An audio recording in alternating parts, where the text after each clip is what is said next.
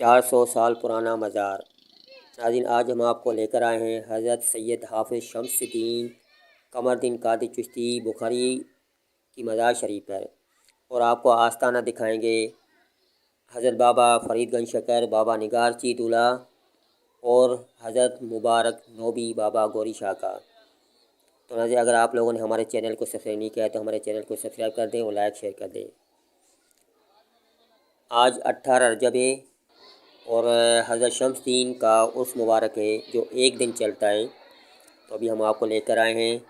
हम थोड़े लेट पहुँचे हैं यहाँ पे। थोड़ी देर पहले बहुत ही रश था लंगर खाने में, जो लोग लंगर खा रहे थे। तो अभी हम आपको ज़ियारत करा रहे हैं। ये आस्ताना है माई मिस्रा का, आप देख सकते हैं। मस्जिद भी है और आस्ताना भी है। और इसके बाद हम आपको ज़ियारत कराएंगे हज़रत मोहम्मद इब्राहिम शाह की, और 2-3 आस्थाने हैं वो भी हम आपको ज़ियारत कराएंगे। तो हमारी वीडियो आखिर तक लाजमी देखें। ये मोहम्मद इब्राहिम शाह की मज़ार है, आप देख सकते हैं। ये बहुत ही पुरानी मज़ारात है, तकरीबन 400 साल पुरानी मज़ारात हैं ये पूरी की पूरी। ये ककरी ग्राउंड के बैक साइड के गेट के सामने है बिल्कुल मज़ार। आप आके ज़ियारत कर सकते हैं, 24 घंटे खुली रहती है। और ये मज़ार शरीफ है हज़रत सैयद हाफ़िज़ शम्सुद्दीन कमरुद्दीन क़ादरी चिश्ती बुखारी।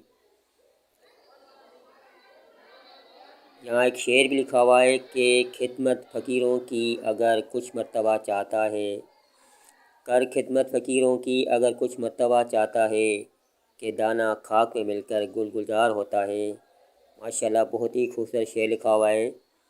वाक़ई औलिया कराम में इनकी खिदमत करने से भी फैज़ हासिल होता है। और ये है आस्ताना हज़रत बाबा फ़रीद गंज शकर का, और हज़रत बाबा निगार चीद दूल्हा का, और हज़रत मुबारक नोबी बाबा गौरी शाह का।